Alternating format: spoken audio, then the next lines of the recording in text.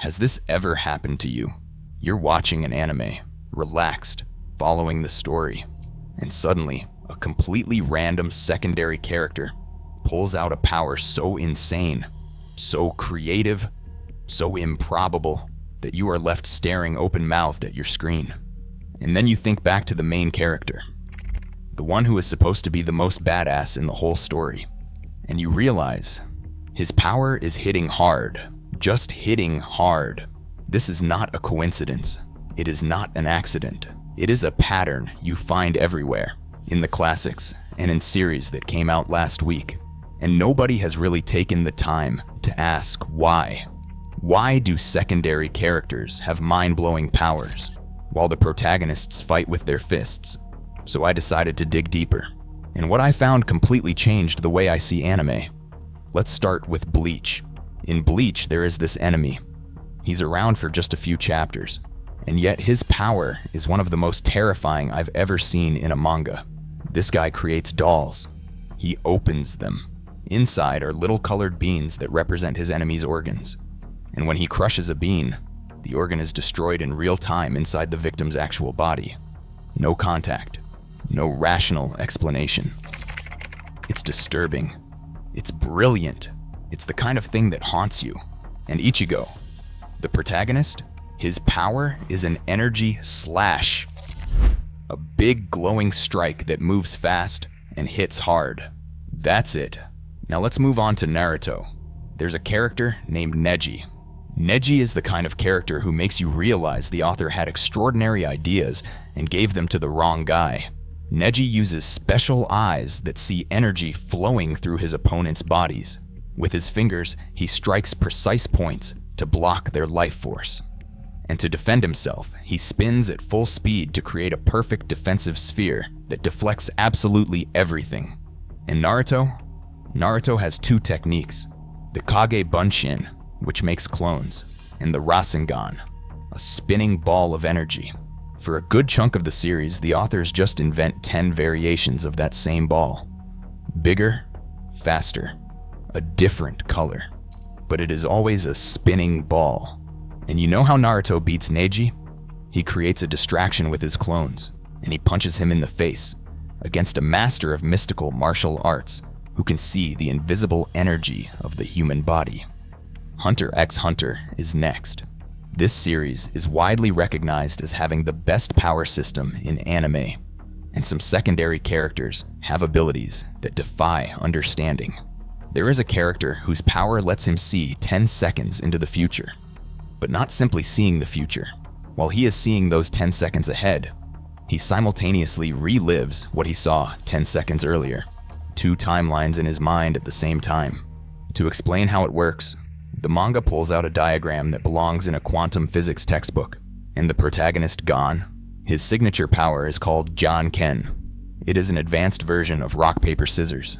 Rock is punching hard with his fist. Paper is sending an energy ball at a distance. Scissors is a blade for cutting. That's it. Rock, paper, scissors is the power of the hero of the series, with the most complex combat system in the history of Japanese animation. So why? Do authors run out of imagination for their main characters? Is it a mistake? No. The first explanation is instant recognition. Think back to when you were a kid. You stretched out your arms and yelled Kamehameha. You put your hands behind your back and mimicked the Rasengan. You memorized those gestures instantly, effortlessly, because they were simple and readable. When a power is ultra basic, it enters your brain and stays there forever. Now try explaining Neji's power to someone in the schoolyard. You will be gesturing for 20 minutes and end up saying, well, it's complicated, but it's cool. Simple powers are universal. Anyone immediately understands what a character who punches with an energy ball is doing, and that universality is a massive narrative strength.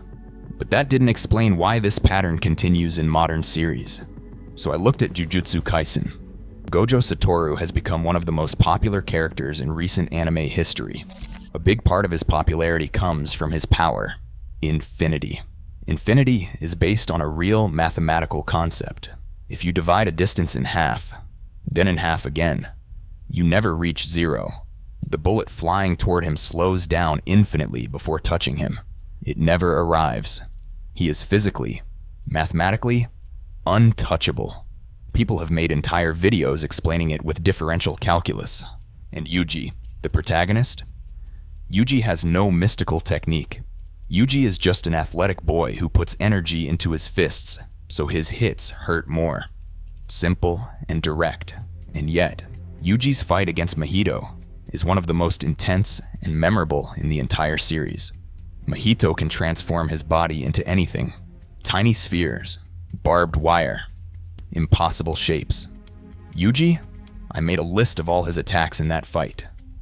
Kick, punch, double punch, big kick, classic punch, big punch, victory.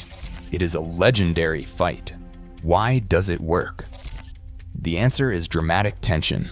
When a character has a limited toolbox, every victory is an earned victory. You know Yuji has nothing special. He cannot transform, manipulate space, or create barriers. He can only hit. So every time he survives, every time he finds a solution, you feel something visceral, real relief, genuine admiration. It is exactly what happens with Deku at the start of My Hero Academia. His power injures him with every use. His bones fracture. He bleeds, and yet he keeps going. Every victory is ripped out by sheer willpower. Simple powers create tension, and tension is the fuel of every good story. But I was still missing something. So I turned to One Piece. Luffy has a rubber body. He can stretch, bounce, and compress his limbs. That is the power of the main character of the best-selling manga in history. And now, look at Law. Law can create a sphere where he controls everything. He rearranges the organs of living beings. He swaps the personalities of two people. He cuts someone into pieces without hurting them. He operates with a sword. The difference is almost comical, except that One Piece does something brilliant. Throughout the series, Luffy explores what it truly means to be rubber. He discovers he can inflate his limbs to make them denser. He twists his arm like a spring to multiply his force. His transformations, his gears, are each a logical application of the properties of rubber pushed to the extreme. Elasticity, shock resistance, energy absorption, and release. It is not a power-up at random. It is an endless exploration of a simple concept. And that is the real genius of simple powers. A simple power with clear rules is a playground with no limits. You can explore for hundreds of chapters without ever repeating yourself. And with each new discovery, the reader can understand, anticipate, and be surprised in a satisfying way. There is a lesser-known manga that illustrates this perfectly. Gachiakuda. The protagonist Rudo can bring abandoned objects to life, garbage and broken things that have been thrown away, and transform them into weapons. It is simple. You understand it in 2 seconds.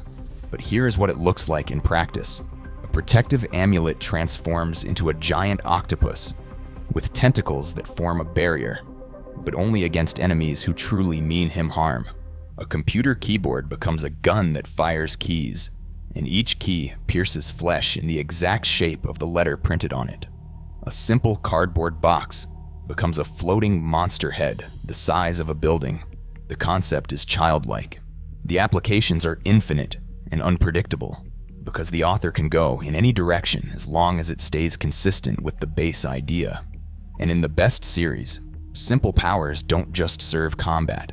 They carry something deeper. Naruto's Rasengan is the technique invented by his father, a father he never knew. Every time he uses it, he unknowingly carries something of that man within him.